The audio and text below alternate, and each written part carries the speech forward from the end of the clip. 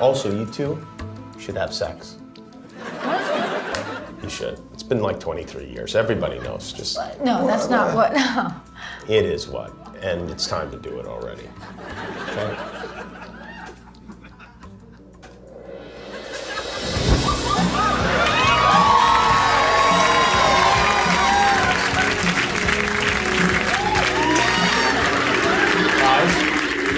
Guys, maybe have sex later.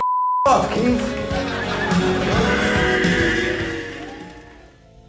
Hello everyone, welcome back to the Flix Files. My name's Roger.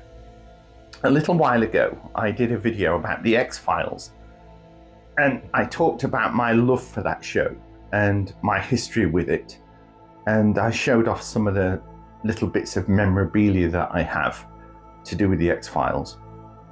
And it got quite a lot of views, quite a lot of people enjoyed it. And in that video, I thought what I would start doing is talk about some of my favorite episodes. Sure, fine, whatever. And just continue to do that as a series of videos on this channel. So if you haven't watched that episode yet, please check that out before you watch this. I'll put a little link up on the screen. And I picked an episode and talked about it. And I thought the time was right to do another one, to pick another episode. Now, there are many episodes for the X-Files that true fans will cite as their favourites, and there seems to be a common agreement as to what those favourites are, and I agree with them. So ultimately they will be episodes that I'll be talking about later on this channel. But to begin with, because this is still an early playlist of videos that I'm doing, I want to try and focus on episodes that maybe people liked when they aired, but they're not immediately ones that you think about. What are you doing? Nothing. You've been drinking. Yes, I have, which is funny because I don't drink. And that's kind of what I did with the first video that I made. So I'm going to do the same for this one. So the episode that I'm going to talk about today is from season 3. And it's episode 13, and it has a rather unusual name. And when I looked up the name of this episode, I had to Google the correct pronunciation of it because it's a very odd looking word. And I think it's one of the longest words in the English language that doesn't contain any vowels. And you pronounce it syzygy. So the episode is called Syzygy. And I really like this episode for reasons that I'm going to explain. It's not a mythology episode. Fine, whatever. So it doesn't contain story elements that are kind of part of the larger arc of the X-Files. So it's not bogged down with any of that. And it isn't what they would call a Monster of the Week episode either. There's nobody in this that has mutations, and there are no vampires, werewolves, or sewer monsters or anything like that. The kind of center of this episode is to do with a town, and it's a town where 2 high school girls we begin to learn they're kind of responsible for a series of murders, and we are led to believe that the way they are doing these murders is through some kind of interact with the world around them using their minds, is how we're led to believe this is happening. And the reason this episode is one of my favorite picks is to do with the dynamic in this episode between Mulder and Scully. And it's a very interesting dynamic that they have in this one episode, because when you start watching the X-Files, and I began watching the X-Files when it started back in '93, you see that the 2 main characters are Agent Mulder, Agent Scully, and they're working together, and they form kind of a bond as they work together, and they begin to have kind of a professional admiration for each other, should we say. And inevitably, as the episodes played out and we got into season 2 and then into season 3, the fan base started to talk about these two should really form a romantic link, should we say. And I was never quite keen on that idea, because I thought the minute they consummate a relationship, should we say, it would completely ruin it. It was the fizz between them that always made it an interesting watch. Come on, Laura, you know. We're married now. And certainly as we got into much later seasons, and specifically I'm talking about the last 3 seasons, they kind of did get together as a romantic couple. And it's interesting that at that point the series really tailed off for a lot of people. And I've read, I don't know if it's true, that Chris Carter, the series creator, wrote this episode as kind of an antidote for all the people that were complaining about how they should get together, because he wanted to get across that maybe they're not spiritually linked in that way, that they're not quite destined to be a romantic couple. So it's interesting when you watch this episode play out, because what basically occurs is that at the beginning of the episode there is a character that's played by a very young Ryan Reynolds, and he does look very young in it, and they're having kind of a eulogy in some woods, these group of high school students, for another student that has been murdered apparently. And Ryan Reynolds' character is called Boom, and Boom is kind of talking about some cultists that they believe are sacrificing high school students. And 2 of the students that are there are the 2 girls that are kind of the focus of this episode. And I think they're called Tilly and Margie off the top of my head. As always, I'm doing this in one take, so I'm kind of relying on my memories of this episode. And they ask him for a ride home, and while they're in the car, the 2 girls start musing on the idea that maybe the cultists are only after virgins. You're not a virgin, are you, Boone? No. No. Maybe if we weren't virgins, we wouldn't be so scared. And they both give Boom a look as if to say, can you help us out? And it's at that point he pulls his car off the road. There's a young high school jock with 2 willing girls in the car. And the very next scene is the local police are scouring the woodlands where they were the night before. And they come across the dead body of Boom, and he's hanging from a large rock. And the camera kind of follows the rope up over this rock, and we find that on the top of this rock are the 2 girls. And they're sort of sat together, picking petals off a flower, playing He Loves Me Not, I think. And you kind of are led to believe that they're responsible for his death, but you begin to think, well, how on earth did they manage that?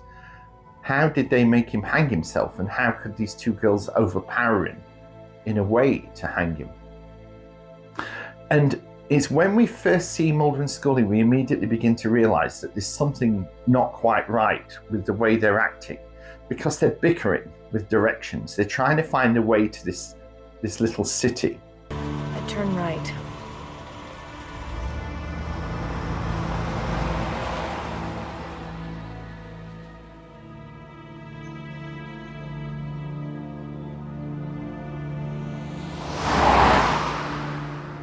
They obviously got out of bed on the wrong side.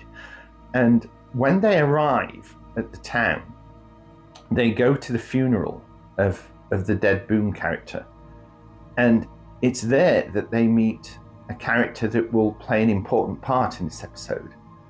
And that's the character of, I think her name is Detective White. And I can't think of the actress's name off the top of my head, but she's a very, very pretty actress. And it's a really good bit of casting, because the moment she appears on screen, you can see that Scully has some kind of resentment towards her. Maybe to begin with it's because she's just bored and she doesn't actually want to be there. but she becomes very dismissive of it as we get through the episode. Where's she going? You don't suppose she's a virgin, do you? I doubt she's even a blonde. And Detective White explains to Mulder and Scully that they believe it's the work of satanic cultists, and she's interviewed the two girls who have given the same story. And Scully is just incredibly dismissive of this idea. And Mulder takes an interesting stance of he starts to kind of physically and mentally take Detective White's side. If you detect a hint of skepticism or incredulity in Agent Scully's voice, it's because of the overwhelming evidence gathered by the FBI debunking virtually all claims of ritual abuse by satanic cults. Is that true? Don't ask me.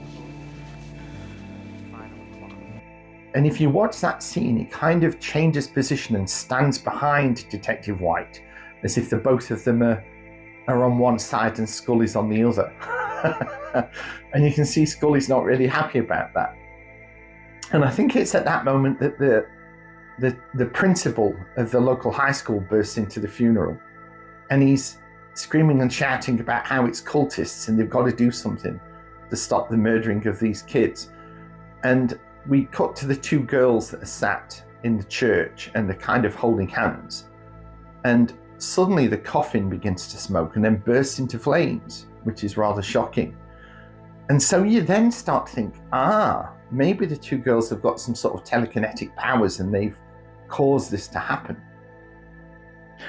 So Mulder and Scully interview both girls, and I think they give the same kind of account. So they have to go with their version of events. And Mulder, Scully and Detective White go down into the morgue to look at the charred remains of the coffin and the body inside it. And when they lift the lid up, it's Detective White that spots a strange mark on the chest of the body in the coffin. And she says it looks like it's got horns. It looks like some sort of a face with horns. And Mulder looks and he goes, I see I can see it. Yeah, I see it. It looks like a goat, some kind of horned beast. A horned beast? Yeah, right here in a circle. But again, Scully is incredibly dismissive of it, to the point that she's almost being rude.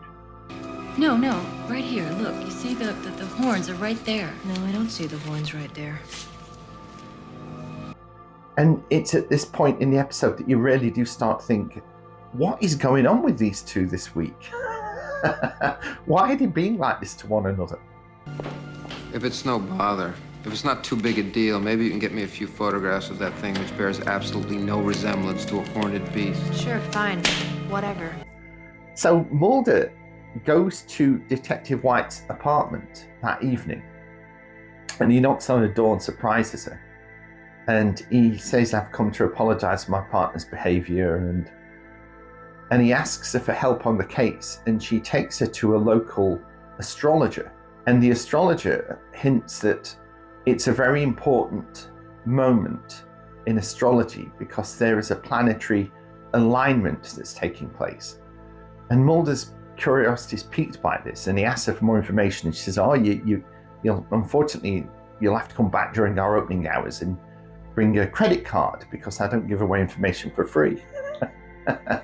So then we cut to the two girls that are in a basketball game, and they're swooning over one of the boys that's playing, and they see that he's cozying up to another girl, and they're both really jealous about this. And it's at that moment that one of the players runs into the table where they're sitting, and they're kind of giving out refreshments for the players, and he spills all the drinks all over them. So they're obviously very angry about this. And during play, the basketball gets thrown out of the court under one of the bleachers. And the player that ran into the table goes under the bleachers to retrieve the ball. And it's at that moment the bleachers begin to kind of retract themselves, which obviously crush and kill him.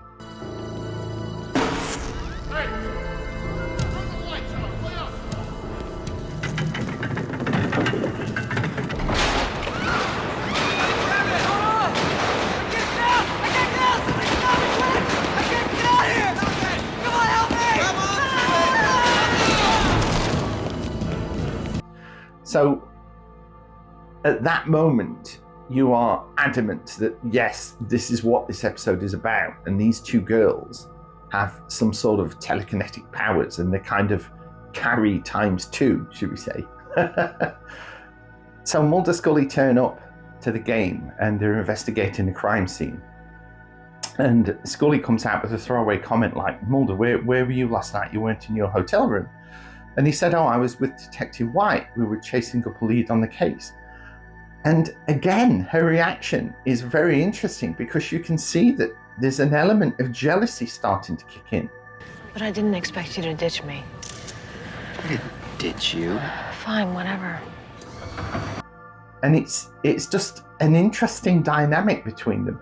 And when I rewatched this episode to prepare for this video, I thought about what I said earlier about Chris Carter writing this to dismiss any kind of thoughts that they could ever be romantically involved. But if anything, this episode reinforces that thought. Because the way she acts whenever Detective White around, it's obvious that she's incredibly jealous, and she's fearful that the two of them are getting attracted to one another. It's just so clear to me when I watch it. So anyway, it turns out that the principal of the high school has got a mob together, and they're adamant that it's cultists, and they're going around digging up fields to try and find buried dead bodies. And they come across a little bag that's been buried. And so the police and Mulder and Scully turn up. Come on, Lester, just go home. Go ahead. No, you go ahead. No. Be my guest. I know how much you like snapping on the latex. And they get to this hole with this bag in it. And as they open the bag, they find bones inside. So the principal's kind of looking over their shoulder and immediately goes, "It's children's bones, I told you," and just kicks up a frenzy. So they take the bag away, and we get back to the police station, and Mulder and Detective White are in there discussing the case, and Scully comes in, and she says that they've ran tests on the bones that are in the bag, and they turned out to be dog's bones. So that kind of stops that lead in its tracks, and it's at that moment that Mulder comes up with a throwaway line. This may not be any time to mention it, but someone is wearing my favorite perfume. Can I have a word with you? And this just infuriates Scully, and she asks him to step outside.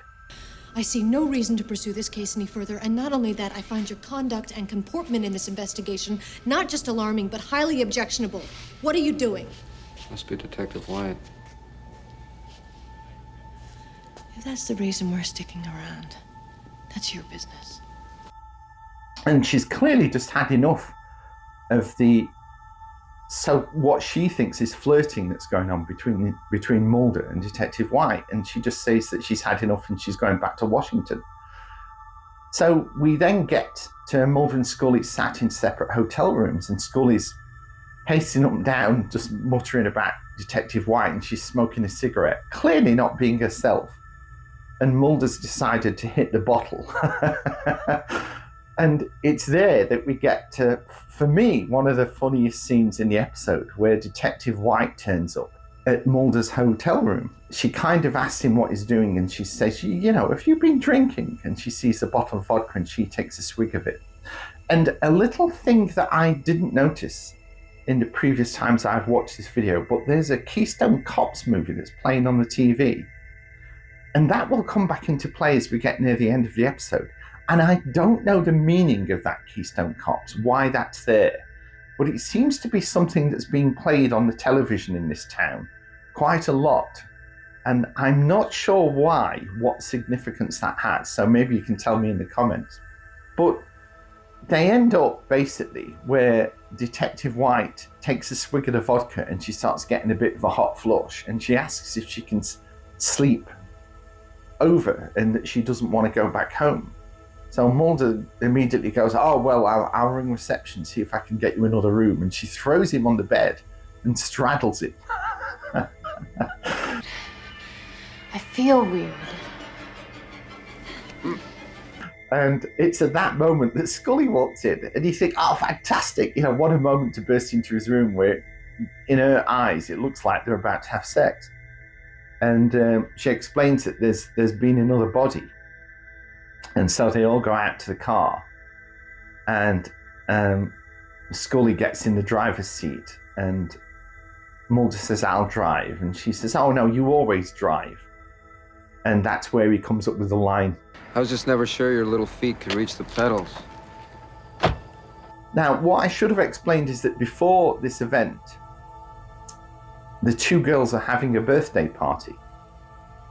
And the girl that's kind of romantically involved with the boy that they've got a crush on is at that party, and she's playing with a Ouija board. And a group of these girls are sat around this Ouija board, and this girl asks the question, "Give me the name of the person that I'm going to marry." But a hand starts moving erratically, and it spells out the word Satan. So we realize that the two main girls of the episode are using their skills to influence this glass on this Ouija board and scare the girl. And she runs up into the bathroom and she finds the two girls there that are chanting. And I think what happens is that the mirror in the bathroom explodes and shards from the mirror hit this girl, which ultimately kill her. So at this point, they're now responsible for the deaths of 3 people. And so it's getting quite serious. Mulder, he's heading out on his own, and Scully and Detective White are in another car. And as they're driving down this country lane, we see that birds are starting to fall out of the sky, dead birds. And once again, they come across the lynch mob of the local townsfolk led by the main principal. And he's still on the search for cultists. And we cut back to the two girls that are in, they've got into the garage of the boy that they really fancy. And the two girls are arguing over this boy, and their kind of anger breaks one of the springs on the garage door, which flies through the air and impales this boy, and just impales him up against the wall and kills him. And it's there that one of the girls runs out and finds Scully and Agent White in the road and explains that there's been a murder and she needs help. And she's obviously going to try and blame it on the other girl.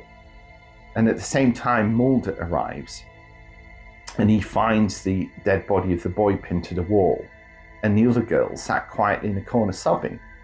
And she's obviously going to implicate the other girl, so they're now enemies with each other.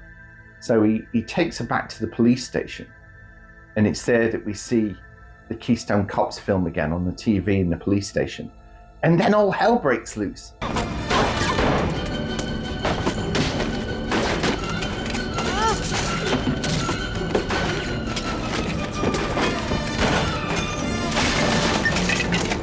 And Mulder realizes that it's something to do with this girl, and he grabs her and stuffs her into like a little storeroom.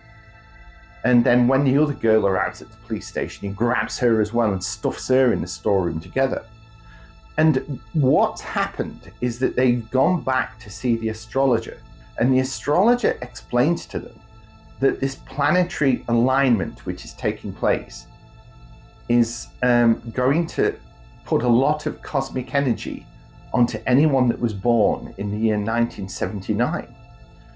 Which, when you think about it, when this episode was broadcast, you think, right, so that's obviously the birth year of these two girls. And the astrologer explains that anyone born on that year will be the focus of this cosmic energy that's brought on by this rare planetary alignment. So then you think, oh, right, so it's not telekinesis or anything like that. They're actually just drawing on this cosmic energy that's being blasted down onto them. So the two girls are locked in this storeroom, and Mulder's looking up at the clock on the wall, and as we see it tick past midnight, suddenly all the ruckus in the police station calms down. And they open the door to find the two girls are just sat there hugging each other, just slowly weeping. And that's kind of the end of the episode, and it ends where Mulder and Scully are driving out of the town, again arguing over directions.